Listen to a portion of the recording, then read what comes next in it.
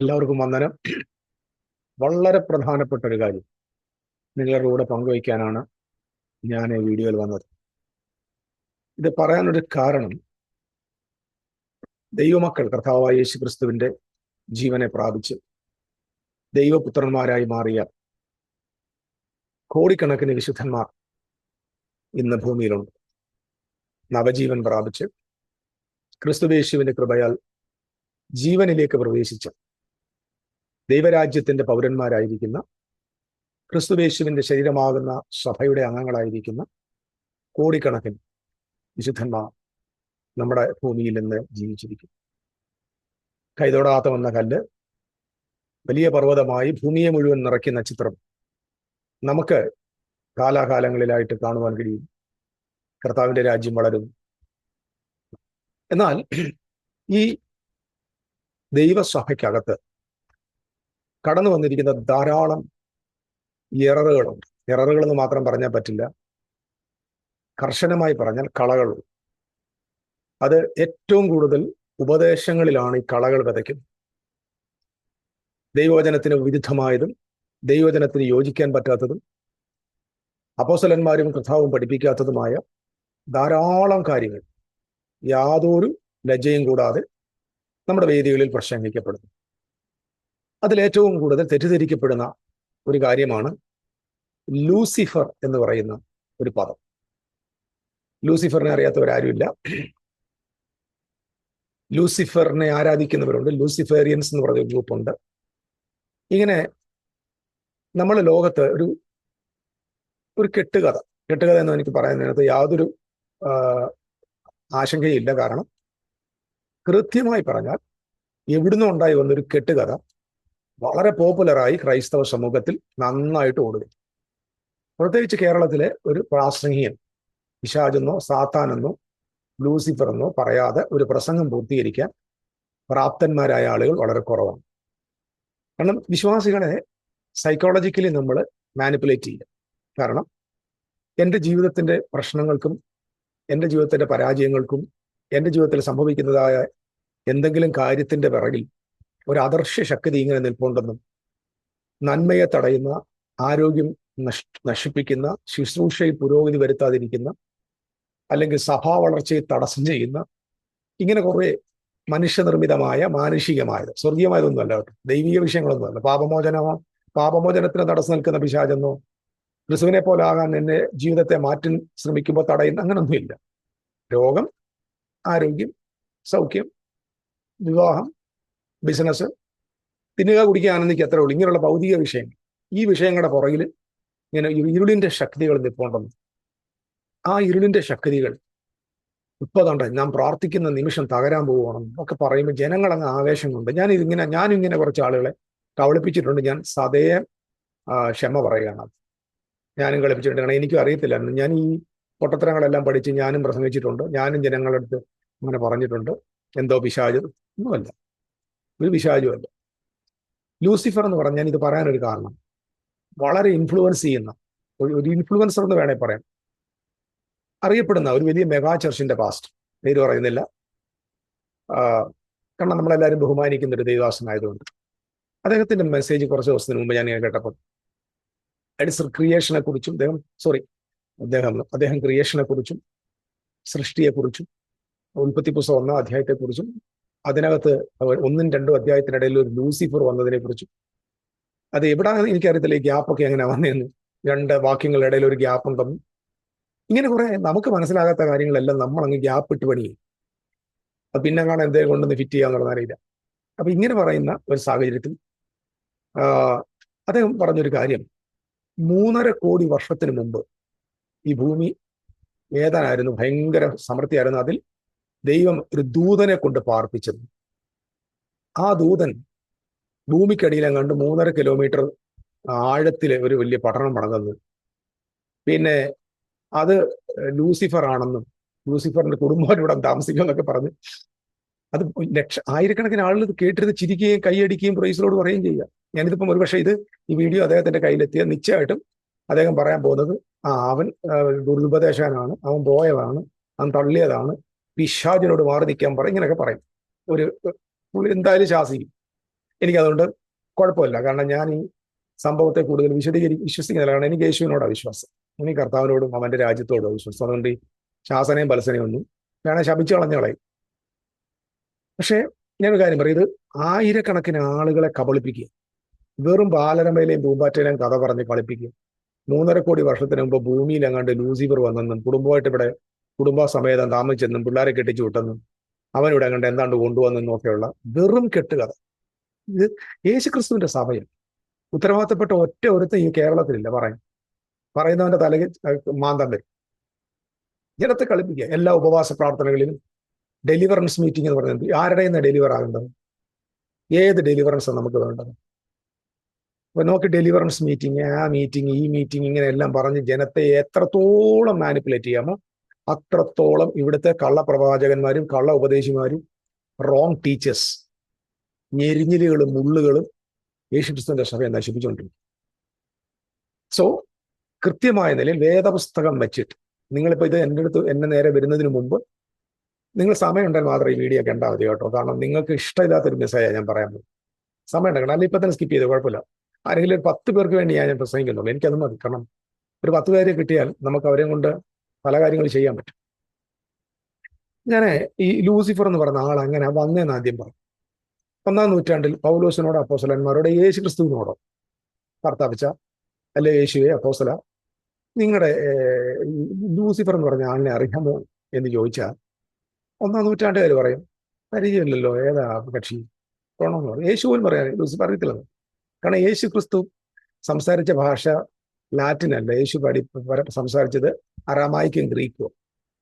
അപ്പം യേശുവിന്റെ ഭാഷയിൽ, എബ്രായ ഭാഷയിൽ, അറാമായിക്ക് ഭാഷ ഈ ലൂസിഫർ എന്നില്ല. അപ്പൊ അവരെ ഞങ്ങൾക്കറിയാം. പൗലോസ് വിളിച്ച് പറയാം അർക്കറിയാൻ പറഞ്ഞു. അതേസമയം 2-3 നൂറ്റാണ്ട് വരുമ്പോൾ ഒരു സഭാപിതാവിന്റെ പേര് ലൂസിഫർ എന്നുണ്ടായിരുന്നു കേട്ടോ. ഒരു സഭാപിതാവിന്റെ പേര്. അപ്പം 1-ാം നൂറ്റാണ്ട് 2-3 നൂറ്റാണ്ടുകളിലൊക്കെ ഇത് പിശാചായിരുന്നെങ്കിൽ, സാത്താനാണെങ്കിൽ ഒരു സഭാപിതാവിന് ലൂസിഫർ എന്ന് പേരിടും? ഇല്ലല്ലോ, ഇല്ല. അത് നമുക്ക് ചരിത്രപരമായിട്ട് മനസ്സിലാക്കേണ്ട ഒരു കാര്യം. തീർന്നിട്ടില്ല. 4-ാമത്തെ നൂറ്റാണ്ട് വരുമ്പോൾ, 4-5-ാം നൂറ്റാണ്ട് വരുമ്പോൾ ജെറോം എന്ന് പറയുന്ന സഭാപിതാവിനെ അന്നത്തെ റോം എബ്രായ ഗ്രീക്ക് ഭാഷകളിൽ നിന്ന് ബൈബിളിനെ വിവർത്തനം ചെയ്ത് ലാറ്റിനിലേക്ക് ആക്കാനായിട്ട് ആവശ്യപ്പെട്ടു. അങ്ങനെ ജെറോമിന്റെ ബൈബിള് രംഗത്ത് വരികയും ജെറോം യെശയ്യാവിന്റെ പ്രവചനം 14-ാം അധ്യായത്തിന്റെ 12-ാമത്തെ വാക്യം, അരുണോദയപുത്രനായ ശുക്ര, നീ എങ്ങനെ ആകാശത്തു നിന്നും വീണു. അരുണോദയപുത്രനായ ശുക്ര, മലയാളത്തിൽ പറഞ്ഞു കഴിഞ്ഞാൽ ഉഷസ്സിന്റെ പുത്രനായ ശുക്രൻ. ശുക്രൻ എന്ന് പറഞ്ഞാൽ അറിയാമല്ലോ, വീനസ്. നമ്മൾ ആകാശത്ത് പ്രഭാത നക്ഷത്രം രാവിലെ വരുമ്പോൾ കാണുന്ന, കിഴക്കൻ സീമയിൽ കാണുന്ന ആ പ്രഭാതം, അതിനെ ശുക്രൻ എന്ന് പറയും. അത് നീ എങ്ങനെ വെട്ടേറ്റ് നിലത്ത് വീണു എന്ന് ചോദിക്കുമ്പോൾ ആ അരുണോദയപുത്രൻ എന്ന വാക്കിന്, അല്ലെങ്കിൽ അരുണോദയപുത്രൻ ശുക്രൻ എന്ന വാക്കിന് ഹീബ്രുവിൽ കൊടുത്തിരിക്കുന്ന ഹലേൽ എന്നാണ്. ഹലേൽ എന്ന വാക്കിന്റെ അർത്ഥം ലൈറ്റ് ബെയറർ എന്നാണ്. നല്ല പ്രകാശത്തെ വഹിക്കുന്നവൻ. കാരണം അരുണോദയപുത്രൻ പ്രഭാത നക്ഷത്രത്തിൽ പ്രകാശം. അപ്പം ഇതിനെ ലാറ്റിൻ ഭാഷയിലേക്ക് കൊണ്ടുവന്നപ്പം ലാറ്റിനിൽ ഈ ഹലേൽ എന്ന് പറയുന്ന ലൈറ്റ് ബെയറർ എന്ന് പറയുന്നതിന് ലൂസിഫർ എന്നാണ് അർത്ഥം. നിങ്ങളിപ്പോ ലേറ്റസ്റ്റ് ആയിട്ടുള്ള അഡ്വാൻസ്ഡ് വേർഷൻസ് ഒക്കെ നിങ്ങൾ നോക്കിയാൽ മതി. അതിനകത്ത് ഫോസ്ഫറസ് എന്ന് പറയുന്നുണ്ട്, ഫോസ്ഫറസ്. അപ്പൊ ഇനി പിശാചിന് പുത്തൻ പേര് കണ്ടെത്താത്ത മലയാളി ഉപദേശിമാരോട് ഞാൻ പറയാം, ഇടയ്ക്ക് ലൂസിഫറിന് പകരം ഫോസ്ഫറസ് എന്ന് കൂടെ പറഞ്ഞാൽ മതി, ഒരു എഫക്റ്റ് കിട്ടും. കാരണം കുറെ നാളായിട്ട് ലൂസിഫർ പറഞ്ഞിട്ട് ഏൽക്കുന്നില്ലെങ്കിൽ, in the name of Jesus you phosphorus come out എന്ന് പറഞ്ഞു. അതിനകത്തൊരു പവർ ഉണ്ട് കേട്ടോ. അപ്പം ഫോസ്ഫറസ് കൂടെ അങ്ങനെയുണ്ട്, ലൈറ്റ് ബെയറർ എന്ന് പറഞ്ഞു. അപ്പം ഈ ജെറോം എന്ന് പറയുന്ന ആള് 5-ാമത്തെ നൂറ്റാണ്ടിൽ കണ്ടുപിടിച്ച ഒരു പുതിയ സൂത്രമാണ് ഈ ലൂസിഫർ എന്ന് പറയുന്ന വാക്ക് തന്നെ. അത് നേരത്തെ ലാറ്റിനിലുണ്ട്, പക്ഷെ ബൈബിളിനകത്തത് കൊണ്ട് ഇൻസേർട്ട് ചെയ്യും. പിൽക്കാലത്ത് നമ്മുടെ കിങ് ജെയിംസ് വേർഷൻ രംഗത്ത് വന്ന് 16-ാം നൂറ്റാണ്ടിൽ 17-ാം നൂറ്റാണ്ടിൽ ജെയിംസ് ഈ ബൈബിളിനെ ട്രാൻസ്ലേറ്റ് ചെയ്യുമ്പോൾ ലൂസിഫറിനെ അതുപോലെ എടുത്തോട്ട് അങ്ങ് വിറ്റ് ചെയ്യും. അപ്പൊ KJV എന്ന് പറയുന്ന മഹാൻ, കിങ് ജെയിംസ് എന്ന് പറയുന്ന ആള്, അദ്ദേഹത്തിന്റെ ബൈബിളിനകത്ത് ഈ ലൂസിഫറിനെ നന്നായിട്ട് അങ്ങ് ഇൻസേർട്ട് ചെയ്യും. അങ്ങനെ അന്നു മുതൽ പിന്നെ ഇങ്ങോട്ട് ആധുനിക ലോകത്തെ പ്രൊട്ടസ്റ്റന്റുകാരും, ഈ കത്തോലിക്കർക്കൊക്കെ ഈ രോഗം ഇല്ലെന്ന് എനിക്ക് തോന്നുന്നു. ചിലപ്പോൾ ഇപ്പം വന്നിട്ടുണ്ടായിരിക്കും, കാരണം ഇവിടുന്നെല്ലാം അങ്ങോട്ട് പോകുന്നു, പകർച്ചവ്യാധിയല്ല. പ്രൊട്ടസ്റ്റന്റുകാരും എല്ലാം കൂടെ ചേർന്ന് ലൂസിഫറിന്റെ പുതിയൊരു കഥ അങ്ങ് ഉണ്ടാക്കിയിട്ട് എങ്ങനെ നമ്മുടെ സഭയിൽ നല്ല രീതിയിൽ, ഏറ്റവും നല്ല രീതിയിൽ കച്ചവടം ഭംഗിയായിട്ട് നടത്തുന്ന ഒരു സൂപ്പർ മാർക്കറ്റ് നടത്തുന്ന ഒരു വലിയ എന്താ പറയുന്നത്, ആഗോള വ്യാപനം നടത്തിക്കൊണ്ടിരിക്കുന്ന ഒരു മഹാനായിട്ട് ലൂസിഫർ വളർന്ന് ഇങ്ങനെ നമ്മുടെ സഭകളിൽ ഉണ്ടായിരിക്കുന്നു. ഞാൻ പലപ്പോഴും പറയാറുണ്ട്, ഇന്നലെ എൻ്റെ നമ്മുടെ സ്നേഹിതൻ വിളിച്ചു പറഞ്ഞു, അപ്പം അദ്ദേഹം താമസിക്കുന്ന രാജ്യത്തെല്ലാം കോടീശ്വരന്മാരുണ്ട്, അവർക്ക് ദൈവവും ഇല്ല, ദേവനും ഇല്ല, ഒന്നുമില്ല.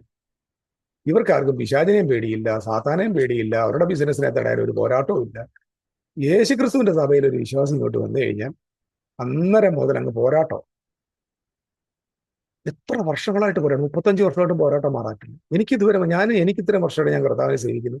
എൻ്റെ ജന്മത്തിതുവരെ ഞാൻ ലൂസിഫറിനെ കണ്ടിട്ടില്ല, സാത്താനെയും കണ്ടിട്ടില്ല, പ്രേതത്തെയും കണ്ടിട്ടില്ല. പിന്നെ എന്തെങ്കിലുമൊക്കെ സംഭവിച്ചിട്ട് അത് നമ്മുടെ കൈവിരിപ്പുണ്ട്. എൻ്റെ ജീവിതത്തിനകത്ത് തെറ്റുകൊണ്ടും കുറ്റം കൊണ്ടും നമ്മൾ കാണിക്കുന്ന തെമാടിത്തരം കൊണ്ടും നമുക്ക് എന്തെങ്കിലും സംഭവിക്കുന്നതല്ലാതെ അതിന്റെ പിറകിൽ ഒരു വ്യാപാര ശക്തിയോ ഒരു ഇരുട്ടിന്റെ ഒന്നുമില്ല. ഇത് വെറുതെ ഫ്രോഡ് മന്ത്രവാദികളെ പോലെയുള്ള പ്രവാചകന്മാര് ജനതയെ കബളിപ്പിക്കാൻ വേണ്ടി, അവരുടെ മനസ്സിനെ ഇക്കിളിപ്പെടുത്തി മാനിപ്പുലേറ്റ് ചെയ്യാൻ വേണ്ടി ഉണ്ടാക്കി വെച്ച കഥയാണ് ലൂസിഫർ എന്ന കഥ. ഇന്ന് മോഡേൺ യുഗത്ത്, അതായത് 1-ാം നൂറ്റാണ്ട് മുതലുള്ള അപ്പോസ്തലന്മാർക്ക് അറിയാത്തൊരു കഥ നമ്മുടെ അച്ചാച്ചന്മാരും നന്നായിട്ട് അങ്ങ് വിജയിക്കും. ഇത് പഠിക്കാൻ പോലും ഇവർക്ക് തയ്യാറില്ല. ഞാൻ മനസ്സിലാക്കിയതിനകത്ത് അതങ്ങനെ തന്നെയാണോ എന്ന് ശോധന പോലും ചെയ്യുന്നില്ല. അപ്പൊ ഞാൻ മനസ്സിലാക്കിയൊരു കാര്യം, എന്തുവാണ് ലൂസിഫർ, ആരെയാണ് ഇത് വിളിച്ചത്? നിങ്ങളിത് മനസ്സിലാക്കാൻ ജസ്റ്റ് പോകേണ്ടത് യെശയ്യാന്റെ വചനം 14-ാം അധ്യായത്തിന് ആരംഭം മുതൽ പോകണം. ഈ കോൺടാക്ട് ബൈബിൾ വായിക്കുമ്പോൾ ചെറിപ്പിക്കുക, അവിടെ ഇവിടെ നിന്ന് നുള്ളിപ്പറിക്കുക, പഴുത്തത് മാത്രം ഇങ്ങനെ പറിച്ചെടുക്കുക, അങ്ങനെ നമുക്ക് തോന്നുന്ന പോലെയൊക്കെ വാക്യങ്ങൾ എടുക്കുക. വാക്യങ്ങൾ എടുക്കുമ്പോൾ കോണ്ടെക്സ്റ്റ് വെച്ച് നോക്കും, എന്തുവാണ് ഈ പറയുന്നത്.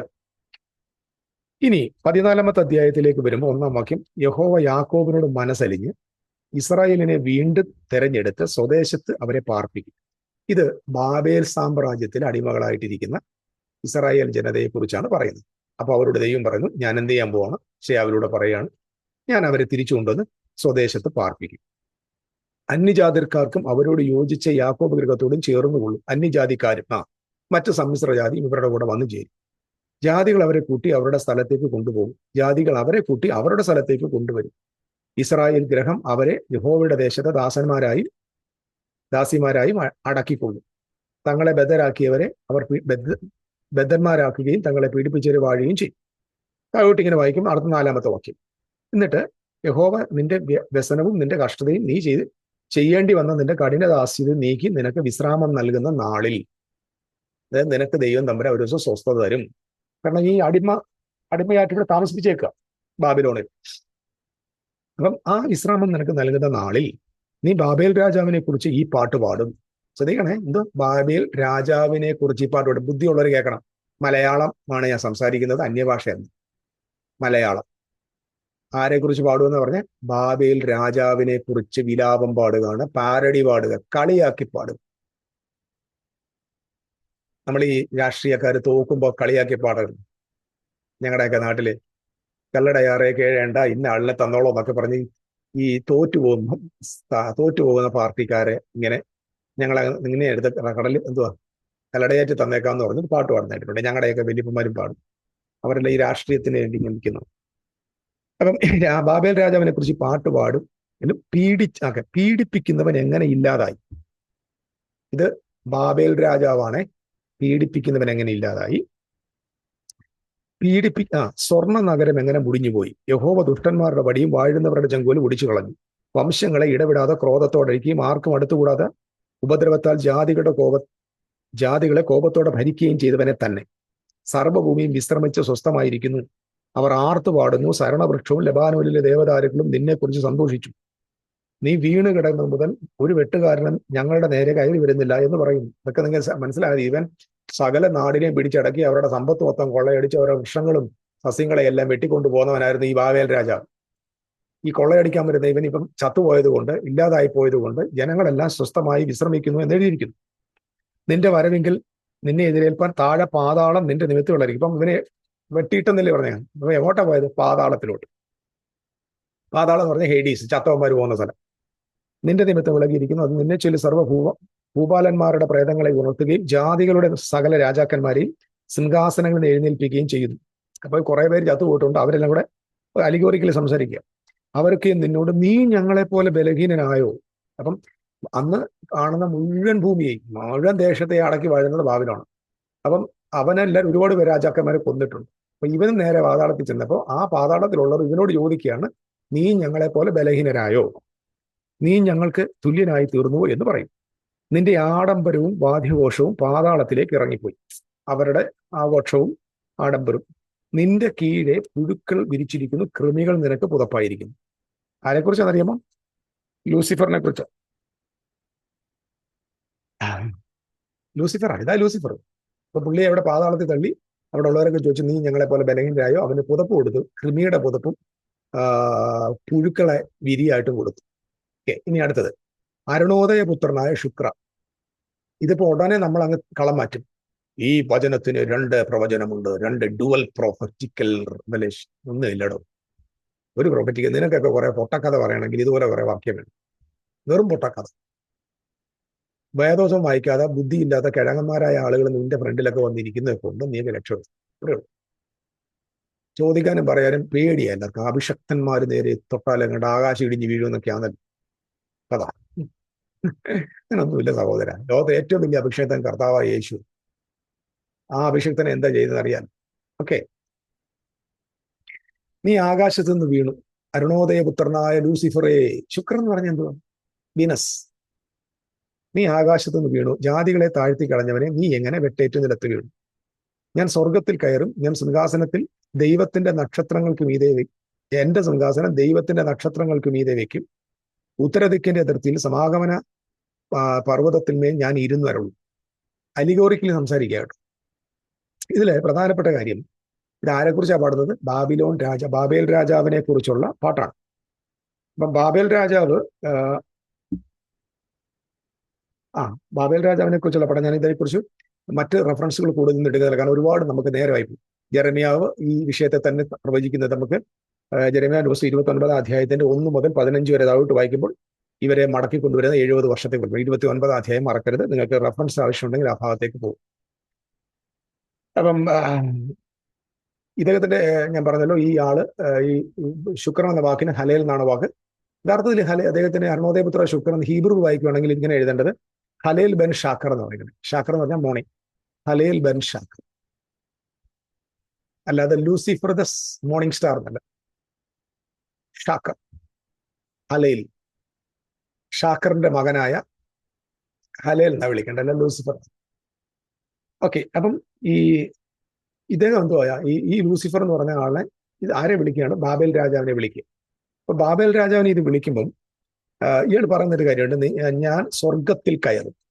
ഇപ്പം ഇവിടുന്ന് അത് പ്രധാനപ്പെട്ടൊരു പോയിന്റ് പറയുന്നത്, ഇവിടെ ആളുകളെ പറഞ്ഞ സ്വർഗത്തിലെ കൊയർ മാസ്റ്റർ ആയിരുന്നു ഇയാള്. അങ്ങനെ ആയിരുന്നല്ലോ നമ്മൾ പഠിപ്പിക്കുന്നത്. ഇദ്ദേഹം ആരായിരുന്നു? അവിടുത്തെ ഭയങ്കര ഒരു കൊയറുണ്ട്. ഇതൊക്കെ ചുമ്മാന്നേ.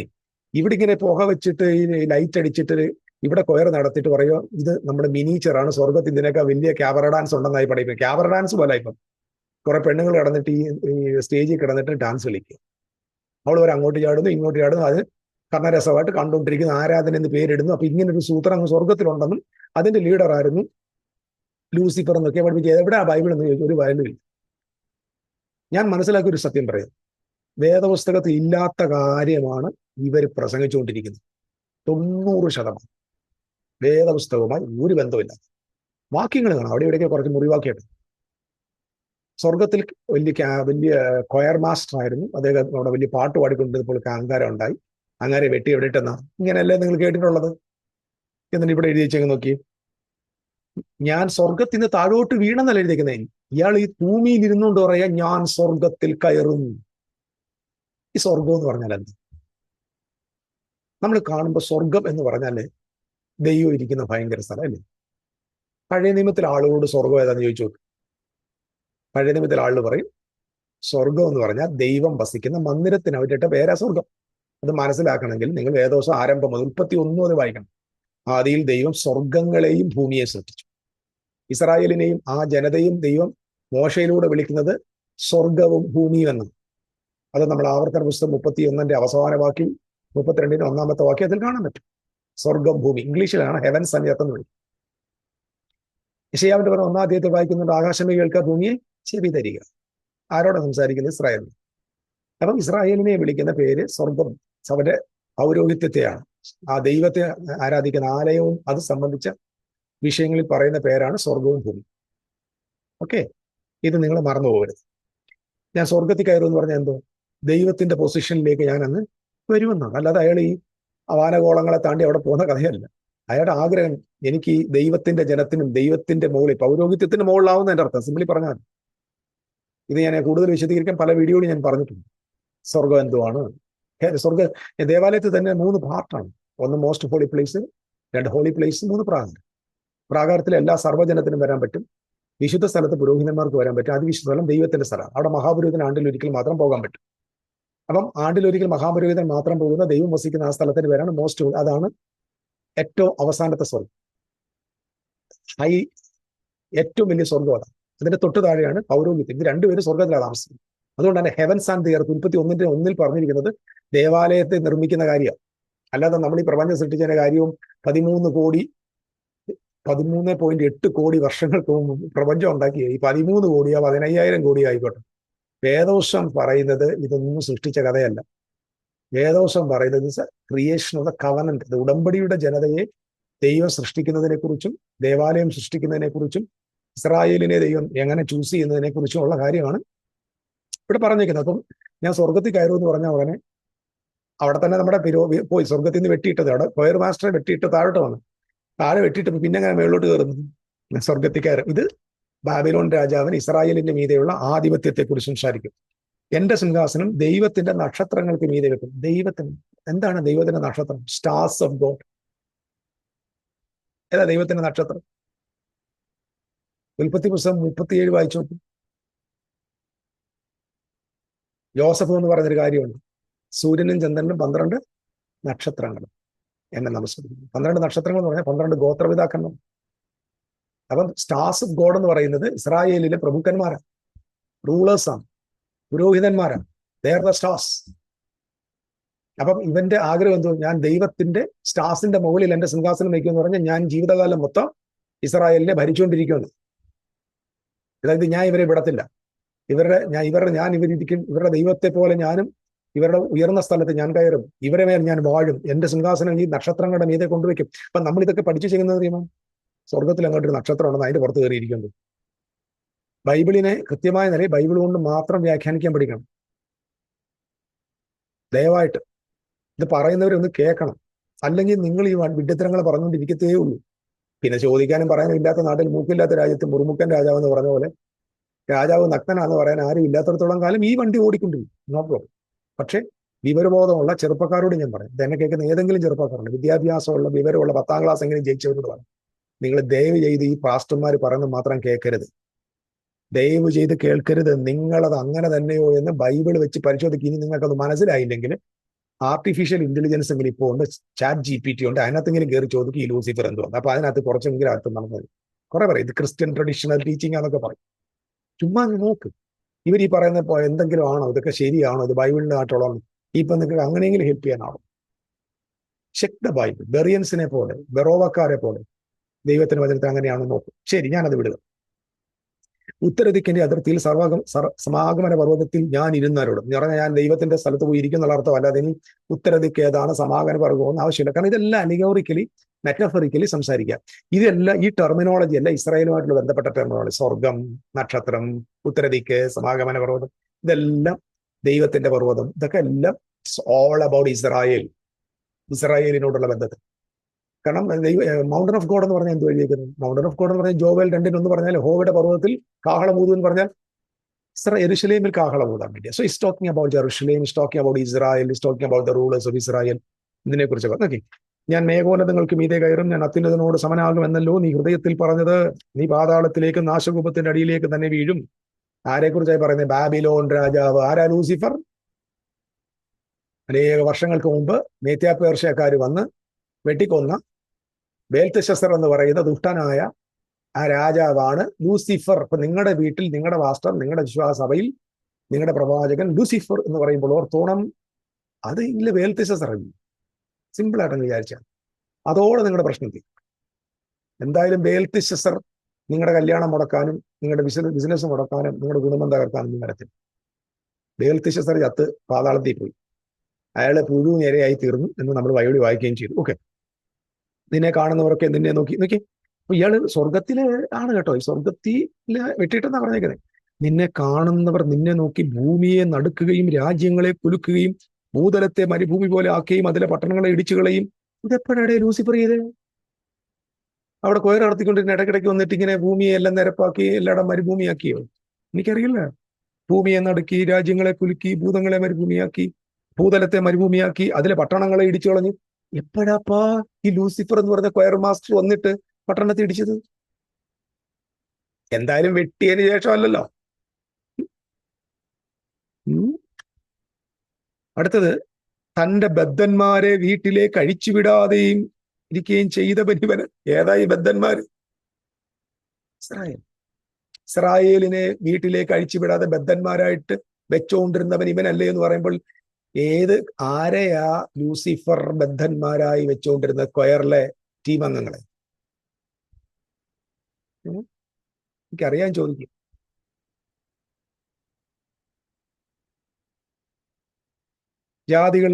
ജാതികളുടെ സകല രാജാക്കന്മാർ ഒട്ടൊടിയാതെ താന്താന്റെ ഭവനത്തിലും മഹത്വത്തോട് കിടന്നുറങ്ങുന്നു. നിന്നെയോ നിന്യമായ ഒരു ചുള്ളി പോലെ വാൾ കൊണ്ട് കുത്തേറ്റ് മരിച്ചെന്ന് ലൂസിഫർ മരിച്ച് കുഴിയിലെ കല്ലുകളോളം ഇറങ്ങിയവരെ പോലെ പൊതിഞ്ഞിരിക്കുന്നവനായി ചവിട്ടി മെതിച്ച ശവം പോലെ നിന്നെ കല്ലറയിൽ നിന്ന് എറിഞ്ഞു കളഞ്ഞിരിക്കുന്നു. എല്ലാരും സന്തോഷത്തോടെ പറയുന്നു, ലൂസിഫർ കുത്തേറ്റ് മരിച്ചു.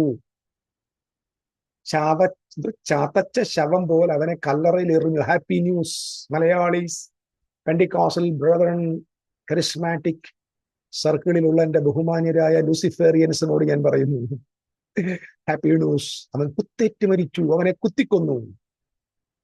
ഇന്ന് രാത്രിയെങ്കിലും സമാധാനത്തോടെ ഇറങ്ങണം. ഇന്നത്തെ സഭായോഗത്തിലെങ്കിലും ഈ കക്ഷിയുടെ കാര്യം പറയും. അരുണോദയപുത്രനായ ശുക്ര എന്നൊരു വാക്യം കൊണ്ട് ഉപദേശം സ്ഥാപിക്കരുത്. മുഴുവൻ താഴ്ത്തു വായിച്ചു നോക്കുക. Is talking all about Babylon, king of Babylon. It's not Nebuchadnezzar, it's Belshazzar. നെബൂഖദിന് ശേഷം ബെൽത്ശസ്സർ ആണ്. നിങ്ങൾ നോക്കിക്കളഞ്ഞിട്ട് ഇവനെ ഇത് പറഞ്ഞ ഞാൻ അത്യുന്നതനോട് സമനാകും. ഇവര് വാക്യം പറഞ്ഞു. എന്ത് ഈ അത്യുന്നതനോട് സമനാകുക എന്ന് പറഞ്ഞു ആലോചിച്ചിട്ടുണ്ടോ? ശ്രദ്ധിക്കണം.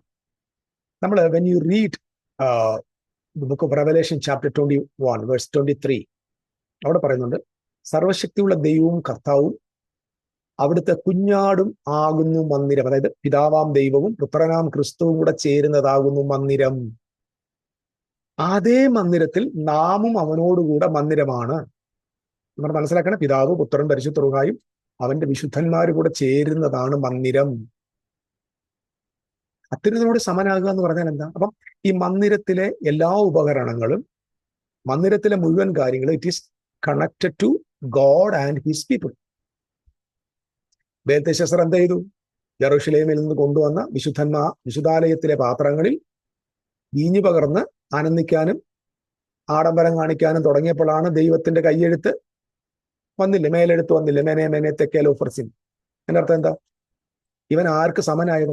ഇവൻ അതിനകത്ത് പങ്കാളിയാകുമ്പോൾ, ഇവൻ അതിൽ പുരോഹിതന്മാർ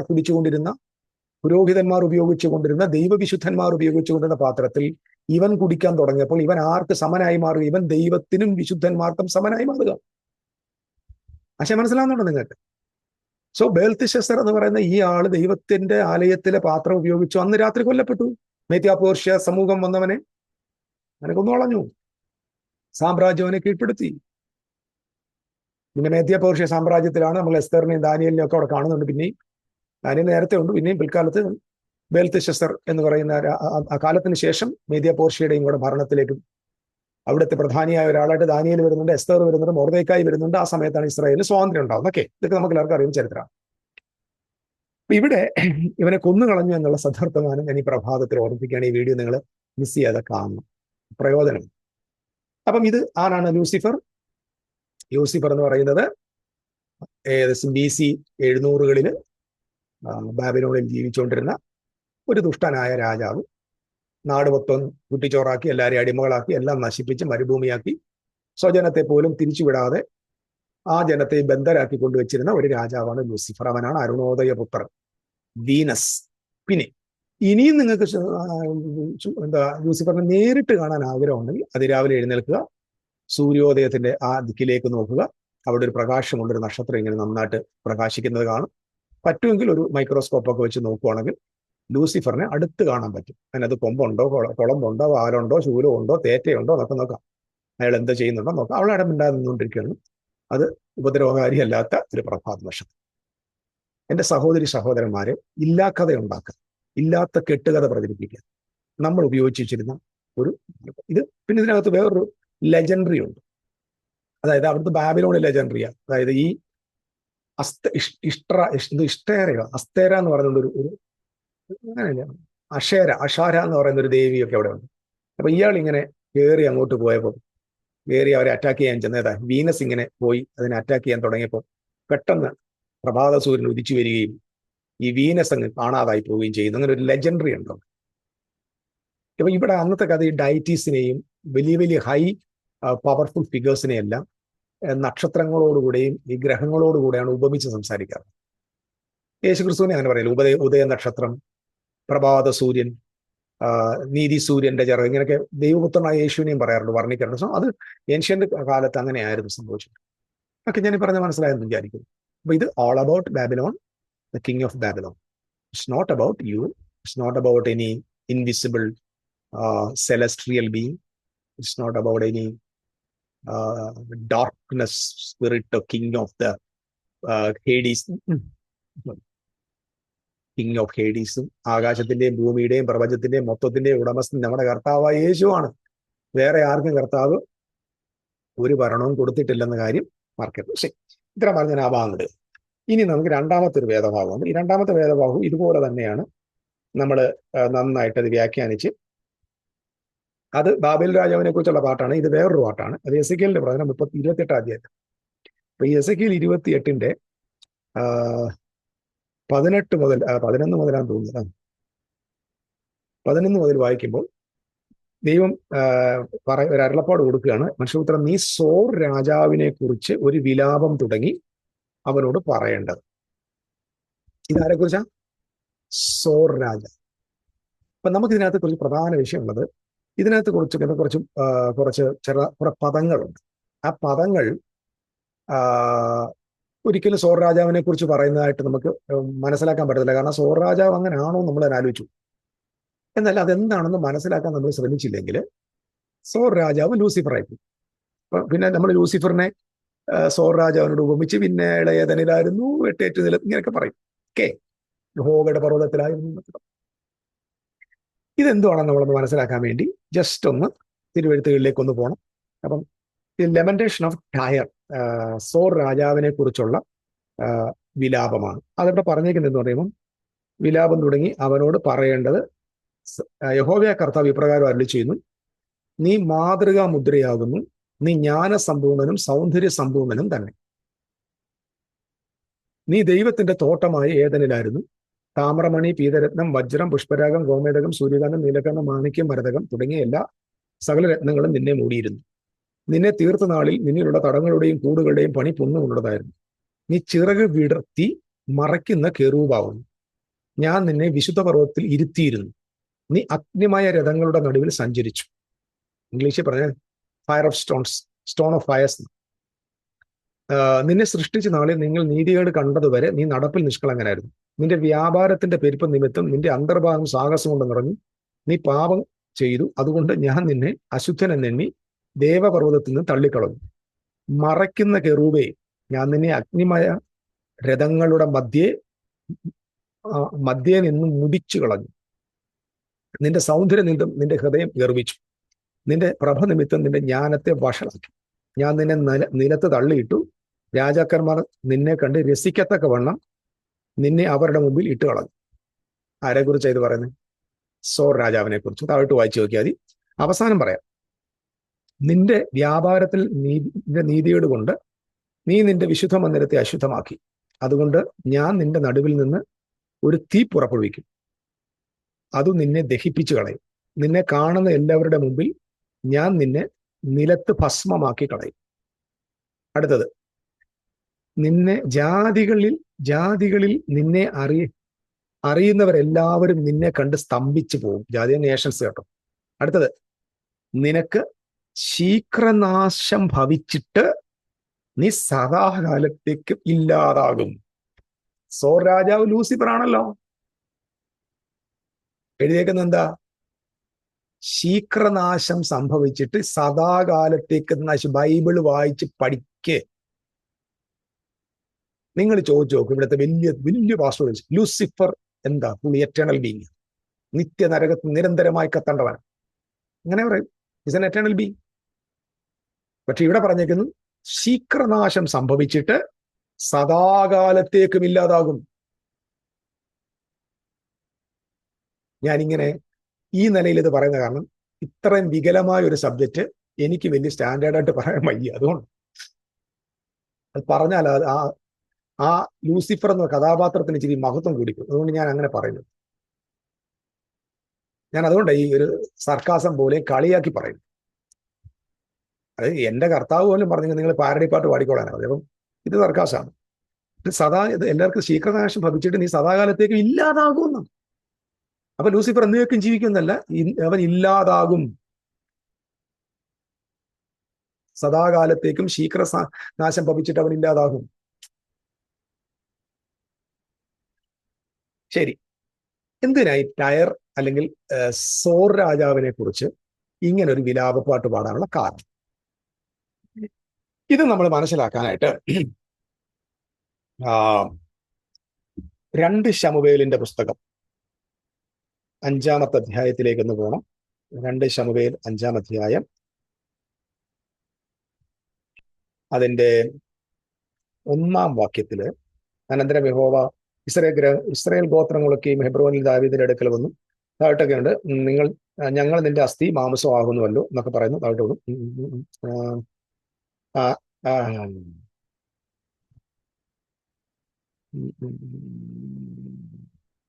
അതിന്റെ 11-ാമത്തെ വാക്യത്തിൽ പറഞ്ഞു, സോർ രാജാവായ ഹീരാം ദാവീദിന്റെ അടുക്കൽ ദൂതന്മാരെയും ദേവദാരുക്കളെയും ആശാരികളെയും കൽപ്പണിക്കാരെയും അയച്ചു. അവർ ദാവീദിനൊരു അരമന പണിതു. അപ്പം ദേവാലയവും അരമന, ദാവീദിന്റെ കൊട്ടാരം പണിത ആരാണ്? സോർ രാജാവ് പണിതു. അടുത്ത വാക്യം ഇങ്ങനെ പറയുന്നത്, 13-ാമത്തെ വാക്യത്തിൽ പറഞ്ഞു, ഹെബ്രോനിൽ നിന്ന് വന്ന ശേഷം ദാവീദ് യെരുശലേമിൽ വെച്ച്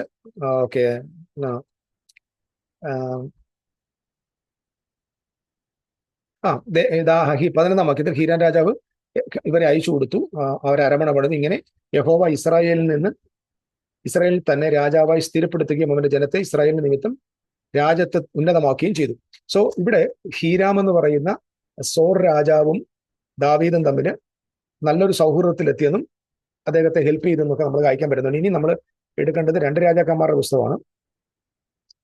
1 രാജാക്കന്മാരുടെ പുസ്തകം 5-ാം അധ്യായത്തിലേക്കെന്ന് പറഞ്ഞു. 1 രാജാക്കന്മാർ 5-ാം അധ്യായത്തിൽ ഇതേ കാര്യം നമുക്ക് സോർ രാജാവിനെ കുറിച്ച് കാണാൻ പറ്റും. 1 Kings chapter 5. ഒത്തിരി ഞാൻ ദീർഘിപ്പിക്കുന്നില്ല, ഇത് പ്രധാനപ്പെട്ട ഒരു കാര്യമായതുകൊണ്ടാണ്. 1 രാജാക്കന്മാര് 5-ാമത്തെ അധ്യായത്തിന്റെ 1 മുതലുള്ള വാക്യങ്ങൾ വായിച്ചാൽ മതി. അതിനകത്ത് ഒന്ന് വായിക്കുമ്പോൾ നമുക്ക് ശലോമോൻ തന്റെ അപ്പന് പകരം രാജാവായിട്ട് അഭിഷേകം ചെയ്തു എന്ന് സോർ രാജാവായ ഹീരാം കേട്ടിട്ട് ഭൃത്യന്മാരെ അവന്റെ അടുക്കൽ അയച്ചു. അപ്പൊ ദാവീദിനോടുള്ള പോലെ തന്നെ സൗഹൃദം ശലോമോനോട് കൂടെ ഉണ്ടായിരുന്നു എന്ന് നമുക്ക് കാണാൻ പറ്റും. ഇനി ഈ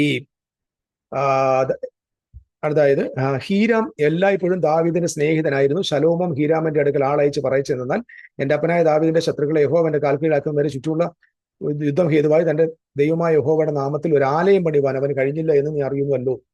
എന്നാൽ ഇപ്പോൾ ഒരു പ്രതിയോഗിയോ വിഘ്നവുമില്ല. എന്റെ ദൈവമായ യഹോവയ്ക്ക് ചുറ്റും ചുറ്റും എനിക്ക് സ്വസ്ഥത നൽകിയിരിക്കുന്ന ആകയാൽ ഇതാ, ഞാൻ നിനക്ക് പകരം നിന്റെ സിംഹാസനത്തിൽ ഇരുത്തുന്ന നിന്റെ മകൻ എന്റെ നാമത്തിൽ ആലയം പണിയുമെന്ന് യഹോവ എന്റെ അപ്പനായ ദാവീദിനോട് അരുളി ചെയ്തതുപോലെ എന്റെ ദൈവമായ യഹോവയുടെ നാമത്തിൽ ഒരു ആലയം പണിവാൻ ഞാൻ വിചാരിക്കുന്നു. മനസ്സിലായി ഞാൻ പറഞ്ഞു വരുന്നത്? അപ്പം ശലോമോൻ പറയാണ്, ഹീരാൻ രാജാവിനോട് പറയാം, എനിക്ക് ആലയം പണിയാൻ ഞാൻ ആഗ്രഹിക്കുന്നുണ്ട്. ആകയാൽ ലെബനോനിൽ നിന്ന് എനിക്കായി ദേവദാരു മുറിപ്പാൻ കൽപ്പന കൊടുക്കണം. എന്റെ വേലക്കാർ നിന്റെ വേലക്കാരുടെ ഉണ്ടായിരിക്കും. നിന്റെ വേലക്കാർക്കും നീ പറയുന്ന കൂലി ഞാൻ എത്തിച്ചു തരാം. സീദോന്യരെ പോലെ മരം മുറിപ്പാൻ പരിചയമുള്ളവർ ഞങ്ങളുടെ ഇടയിൽ ആരുമില്ല എന്ന് നീ അറിയുന്നു. അപ്പൊ സീദോന്യർ ഓക്കെ, അപ്പൊ സോറും സീദോൻ ഈ നാടുകളെല്ലാം ഇസ്രായേലുമായിട്ട് നല്ല സ്നേഹത്തിലും സമാധാനത്തിന്റെ ഉടമ്പടിയിലുമാണ്. ശ്രദ്ധിക്കണം. അടുത്തത്, ഈ മഹാജനത്തെ വാഴുവാൻ ദൈവം ദാവീദിന് ജ്ഞാനം കൊണ്ടൊരു മകനെ കൊടുത്ത് യഹോവ എന്നും വാഴ്ത്തപ്പെടുമാറാകട്ടെ. ഓക്കെ, ഇനി 12ാമത്തെ വാക്യത്തിൽ ഇങ്ങനെ വായിക്കുന്നത്, ഞാൻ അത് വായിക്കാം. യഹോവ ശലോമോനോട് അരുളിച്ചതുപോലെ അവന് ജ്ഞാനം നൽകി. ഹീരാമും ശലോമും തമ്മിൽ സമാധാനമായിരുന്നു, അവർ ഇരുവരും തമ്മിൽ ഉടമ്പടിയും ചെയ്തു. അതായത് ഈ ഇസ്രായേലിന് ചില സമയത്ത് ജാതികളിലെ ആളുകളുമായിട്ട് സമാധാനത്തിന്റെ ഉടമ്പടിയിലേക്ക് അവർ വരുമായിരുന്നു. അതിലൊരു ഉദാഹരണം പറയാം. ജോഷുവയുടെ പുസ്തകം 9ാം അധ്യായത്തിൽ വായിക്കുമ്പോൾ നമ്മളവിടെ ഗിബയോനരുമായിട്ട് ഒരു ഉടമ്പടി ജോഷുവ ചെയ്യുന്നുണ്ട്. പിൽക്കാലത്ത് ശൗല് വന്ന് അവരെ ഉപദ്രവിക്കുമ്പോൾ ദാവീദ് വീണ്ടും ആ ഉടമ്പടി പ്രകാരം അവരെ ചേർത്ത് കൊള്ളുന്നതായിട്ട് കാണാൻ പറ്റും. സോ ആരോട് ഉടമ്പടി ചെയ്യുന്നുണ്ട്, വളരെ ശ്രദ്ധിക്കണം. ഇസ്രായേൽ ആരോട് ഉടമ്പടി ചെയ്യുന്നുണ്ടോ അത് യഹോവയോട് ഉടമ്പടി ചെയ്യുന്നതിന് പോലെ. കാരണം അവർ യഹോവയെ ആരാധിക്കും, യഹോവയുടെ പ്രമാണങ്ങൾ നടക്കാൻ തുടങ്ങും, യഹോവയുടെ നീതിയിൽ ജീവിക്കാൻ തുടങ്ങും. അപ്പൊ ആ മറ്റ് ഇതര സമൂഹത്തുള്ള ചെറു രാജ്യങ്ങളെല്ലാം തന്നെ അങ്ങനെ ചെയ്യുന്ന പതിവുണ്ടായിരുന്നു. ഇത് നിങ്ങളുടെ മനസ്സിൽ വെക്കുക. അപ്പം ഹീരാം എന്ന് പറയുന്ന സോർ രാജാവും സീദോനി രാജാവും ഒക്കെ ആരുമായിട്ട് ഉടമ്പടിയാണ്? ശലോമോനുമായിട്ടും ഇസ്രായേലുമായിട്ട് ഉടമ്പടി. അപ്പൊ ഇസ്രായേലുമായിട്ട് ഉടമ്പടി എന്ന് പറഞ്ഞാൽ യഹോവയായ ദൈവത്തോട് ഉടമ്പടി എന്നതിന്റെ അർത്ഥം. ഓക്കെ, ഇനി നിങ്ങൾ മനസ്സിലാക്കേണ്ടത്, ഈ ഒരു കവണന്റിലേക്ക് ഇവര് വന്നിരുന്നു. അപ്പം ഇവര് എന്താ, ദൈവാലയം പണിയാൻ വേണ്ടി വിളിക്കപ്പെട്ട കൂട്ടമാണിവർ.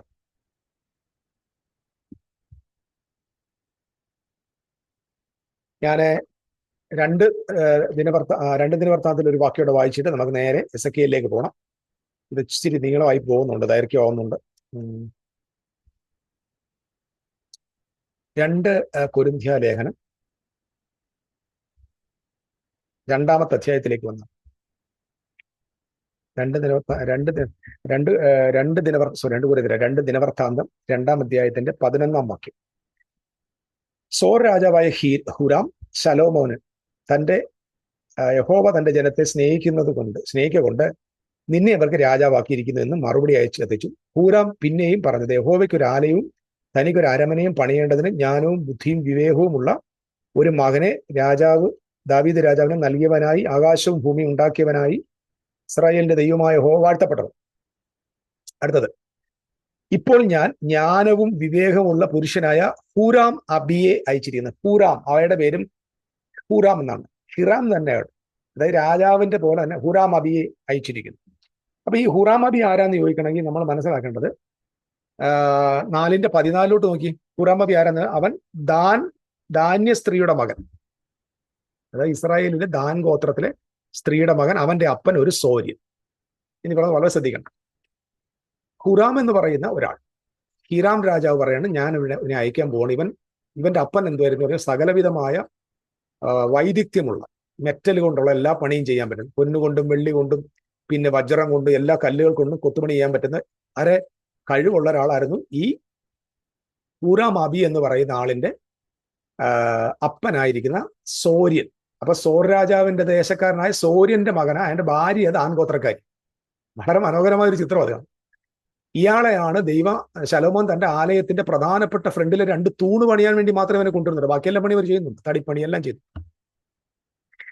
എനിക്കിതിനകത്ത് മറ്റൊരു പ്രധാനപ്പെട്ട കാര്യം പറയാനുള്ളത്, 1 രാജാക്കന്മാരുടെ പുസ്തകം 7ാം അധ്യായത്തിന്റെ 14ാം വാക്യത്തിൽ ഇതേ ഹൂരിനെ കാണാൻ പറ്റും. അവനെ കുറിച്ച് പറഞ്ഞ അവൻ നഫ്താലി ഗോത്രക്കാരൻ.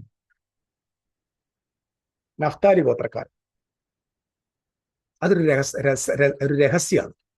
അപ്പൻ സൂര്യൻ, അമ്മ ദാൻ ഗോത്രക്കാരൻ, മകൻ നേരെ നഫ്താലി ഗോത്രം. നഫ്താലിയെ കുറിച്ച് പറഞ്ഞവൻ പേടമാൻ എന്ന പേടമാന്റെ പ്രത്യേകത അവന്റെ കാലുകൾ ഗിരിമുകളിൽ നിൽക്കും. It is talking about the new covenant ഗോസ്പലുമായിട്ട് ബന്ധമുണ്ട്. ഞാൻ അതിൽ കൂടുതലൊന്നും പോകുന്നില്ല. അപ്പം ഇങ്ങനെ ഒരു മകൻ. അപ്പം അപ്പൻ സൗര്യൻ, മറ്റു ജാതിക്കാരൻ. അമ്മ ആരാ? ദാൻഗോത്രക്കാരാണ്. വഴിയിൽ പാമ്പായ ദാൻഗോത്രം. അപ്പൊ ദാൻഗോത്രക്കാരിയായ അമ്മയ്ക്ക് സോർ എന്ന് പറയുന്ന നാട്ടിലെ ഒരുനുണ്ടായ ഹൂരാം എന്ന് പറയുന്ന വൈദഗ്ധ്യമുള്ള മകനെ ഹിരാം രാജാവ് ശലോമോൻ അയച്ചു കൊടുക്കുന്നു. ഇത്ര നിങ്ങൾ മനസ്സിലായല്ലോ. അപ്പം ഈ ആലയത്തിന്റെ പണിയുടെ പ്രധാനപ്പെട്ട ജോലിക്കാർ, പണിക്കാർ എല്ലാം സോർ രാജ്യത്താളുകളാണ്. അതിന്റെ പിറകിൽ പ്രവർത്തിച്ചത് സോർ രാജാവാണ്. ഇനി ഈ സോർ രാജാവിനെ കുറിച്ച് പറയുന്ന വർണ്ണനകൾ ഒന്ന് ശ്രദ്ധിച്ചു നോക്കി. ഇനി നമുക്ക് അങ്ങോട്ട് പോയി, ഇനി നമ്മൾ നേരെ ലൂസിഫർ പോണ്ട, നേരെ സോർ രാജാവിന്റെ അടുത്തോട്ട് പോയത് കാര്യം പറയും.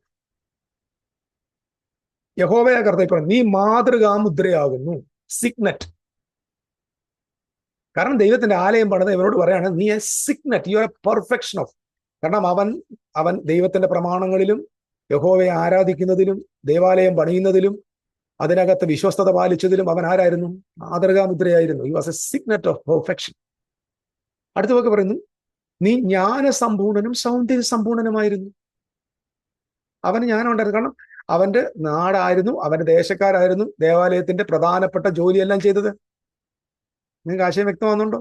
അടുത്തത്, നീ ദൈവത്തിന്റെ തോട്ടമായ ഏദനിലായിരുന്നു. ആഹാ, ഇതാകെ പ്രശ്നം ഒരു വാക്യം. ദൈവത്തിന്റെ തോട്ടമായ ഏദനിൽ. സോർ രാജാവ് ജീവിച്ചിരുന്ന കാലത്ത് ഏദൻ തോട്ടം ഉണ്ടോ? ഇപ്പൊ സോർ രാജാവ് എന്തെങ്കിലും ഏദനിൽ പോയിട്ടുണ്ടോ? ഇല്ല. അപ്പൊ പിന്നെ ഇത് എന്തുമായിട്ടാ കമ്പയർ ചെയ്യുന്നത്? ആദം. ഏദൻ തോട്ടം എപ്പോഴും ദൈവത്തിന്റെ ആലയത്തിന്റെ ഗാർഡൻ ഫോമാണ്. ദേവാലയം, ദൈവം വസിക്കും. അതുകൊണ്ടാണ് 7-ാം നാളിൽ ദൈവം വിശ്രമിച്ചു. എവിടെ? തോട്ടത്തിൽ. ദൈവത്തിന്റെ തോട്ടമായി. ഏദന് കിഴക്കൊരു തോട്ടം ഉണ്ടാക്കി. ഏദൻ ദൈവം താമസിക്കുന്ന സ്ഥലവും തോട്ടത്തിൽ മനുഷ്യൻ താമസിക്കുന്നു. ദേവാലയമാണ്. അപ്പൊ നീ ദൈവത്തിന്റെ തോട്ടമായ ഏദനിലായിരുന്നു പറഞ്ഞ it is a Edenic narration. Just like Adam എങ്ങനെ ഏദനിലായിരുന്നു, അതുപോലെ നീയും ദൈവത്തിന്റെ തോട്ടം ഏതാ? Garden of Eden, Jerusalem. അടുത്ത വാക്ക് പറഞ്ഞു, താമ്രമണി, പീതരത്നം, വജ്രം, പുഷ്പരാഗം, ഗോവധമിതം, സൂര്യകാന്തം, നീലക്കല്ല്, മാണിക്യം, മരതകം മുതലായ ഈ രത്നങ്ങൾ ആരാ ഉപയോഗിച്ചുകൊണ്ടിരുന്നത്? ഈ രത്നങ്ങൾ മഹാപുരോഹിതന്റെ മാർപ്പതക്കത്തിലതാണ്. അപ്പം ഇദ്ദേഹത്തെ ദൈവം ആരെ പോലെ കാണുകയാണ്? ഒരു പുരോഹിതനെ പോലെ കാണുകയാണ്. അപ്പൊ ദൈവാലയത്തിനകത്ത് ദൈവത്തെ ശുശ്രൂഷിക്കുന്ന പുരോഹിതന്റെ ചിത്രമായിട്ടാണ് സോർ രാജാവിനെ കാണുന്നത്. നീ ദൈവാലയത്തിനകത്ത് പണിയാൻ വന്ന ജ്ഞാനസമ്പൂർണനാണ്, നീ സൗന്ദര്യ സമ്പൂർണനാണ്, നീ പെർഫെക്ഷൻ ആണ്, നീ ദൈവത്തിന്റെ തോട്ടമായ ഏദനെ, you are in Jerusalem, the mountain of God. നിങ്ങൾക്ക് മനസ്സിലാവുന്നുണ്ടോ ഞാൻ പറഞ്ഞു വരുന്നത്? ഓക്കെ. ആയിരുന്നു നിന്നെ തീർത്ത നാളിൽ നിന്നുള്ള തടങ്ങളുടെയും കൂടുകളുടെ പണി പൊന്നുകൊണ്ടുള്ളതായിരുന്നു. You are a perfect man, you are a rich person. നീ ചിറക് വിടർത്തി മറയ്ക്കുന്ന ഈ ചിറക് വിടർത്തി മറയ്ക്കുന്ന കെറൂബ് എവിടെ കാണുന്നത്? മോസ്റ്റ് ഹോളി പ്ലേസിലാണ്. മാത്രമല്ല, ദൈവത്തിന്റെ തോട്ടമായ ഏദനിൽ ജീവവൃക്ഷത്തിലേക്ക് പോകാതിരിക്കാൻ ദൈവം തിരിയുന്ന വാളിന്റെ ജ്വാലയുമായി ആരെ കാവൽ നിർത്തി? തോട്ടത്തിന്, കെറൂബിനെ കാവൽ. ഇപ്പൊ ഇവിടെ യവനോട് നീ ആരാ? നീ മറയ്ക്കുന്ന അനോയിന്റഡ് ഗാഡ്. എവിടെ ഒരിടത്ത് എഴുതിയിരിക്കുന്നത് U are A guardian Angel എന്ന് എഴുതിയ. Guardian Angel, anointed guardian Angel എന്ന് പറയുന്നത് എന്താ? എടാ, എങ്ങനെയാണോ ഏദൻ തോട്ടത്തിൽ ജീവവൃക്ഷത്തിലേക്ക് ആരെയും കടത്തിവിടാതെ അതിനെ പ്രൊട്ടക്ട്, അതുപോലെ നീ ദൈവത്തിന്റെ ആലയത്തിനകത്തെ പ്രൊട്ടക്ട് ചെയ്യുന്ന ആളായിരുന്നു. കാരണം നീ ഉത്തരവാദിത്വമുള്ള ഒരാളായിരുന്നു, ദൈവ നിയോഗമുള്ളവനായിരുന്നു. You are anointed person, you are a സോർ. ബിക്കോസ് ഇദ്ദേഹവും ഇദ്ദേഹത്തിന്റെ സമൂഹവുമാണ് ദേവാലയത്തിന്റെ പണിയിൽ മുൻപിൽ നിന്നത്. ഇദ്ദേഹം ദൈവവുമായിട്ട് ഉടമ്പടി ചെയ്തത് കൊണ്ട് ദേവാലയത്തിന്റെ പങ്കാളിയായിരുന്നു.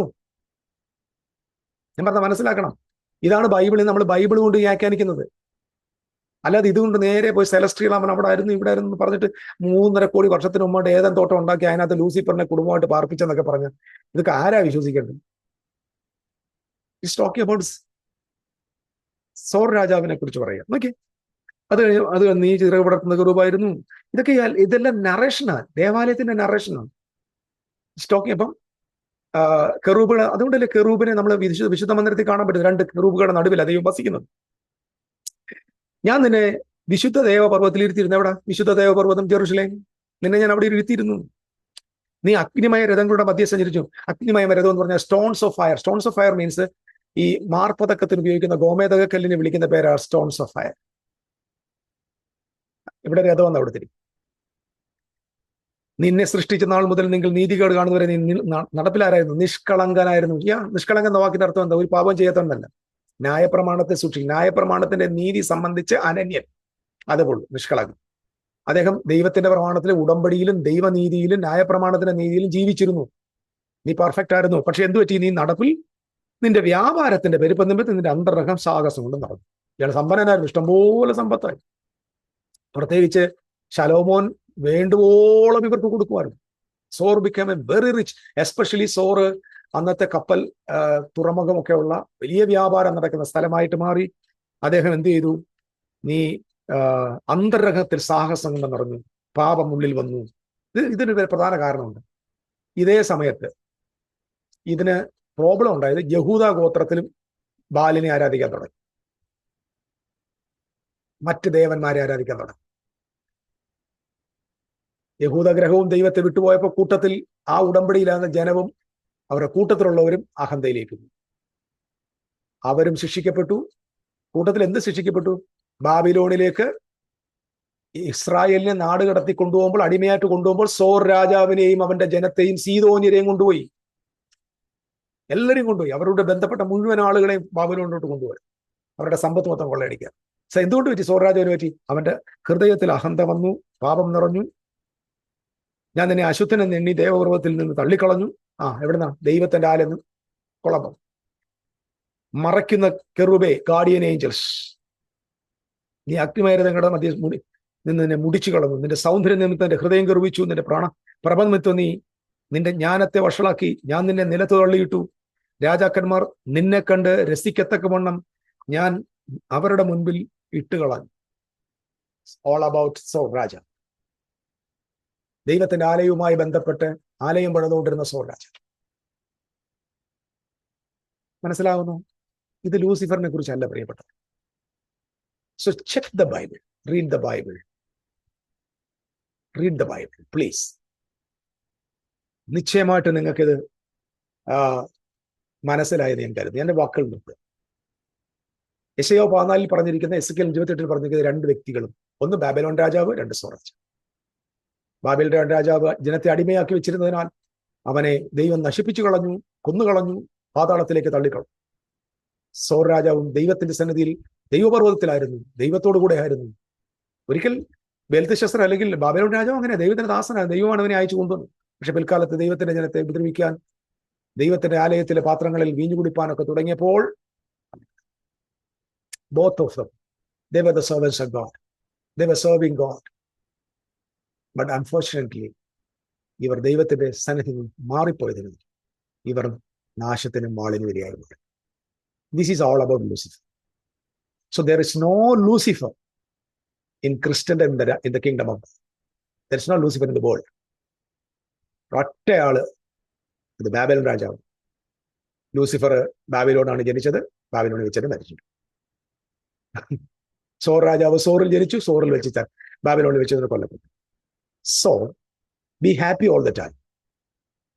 ഏതോ ഒരു അദർശക്തി പറയലുണ്ട് എന്ന് പറഞ്ഞിട്ട് പണ്ട് ഏതൊരു സിനിമ എടുത്താൽ കുത്താൻ തൊട്ടുകളരുത് എന്ന് പറഞ്ഞിട്ട് കുത്താൻ കൊടയും കൊണ്ട് നടക്കുന്ന പോലെ ഈ ആവശ്യമില്ലാതെ ആകാശത്ത് മുഷ്ടിയുദ്ധം ചെയ്ത് ശ്വസിക്കുന്നു, പത്സിക്കുന്നു, ഏതോ മേളിയിരിക്കുന്ന പോലെ ദയവായി മന്ത്രവാദികളായി ജീവിക്കാതെ ദൈവമക്കളായിട്ട് ജീവിപ്പാൻ കർത്താവ് ഇവർക്കും കൃപ നൽകട്ടെന്ന് പ്രാർത്ഥിക്കും. എൻ്റെ വാക്കുകൾ ആർക്കെങ്കിലും നോവ് വരുത്തിയെങ്കിൽ അത് ആത്മാർത്ഥമായ ഹൃദയത്തിൽ നിന്നാണ്.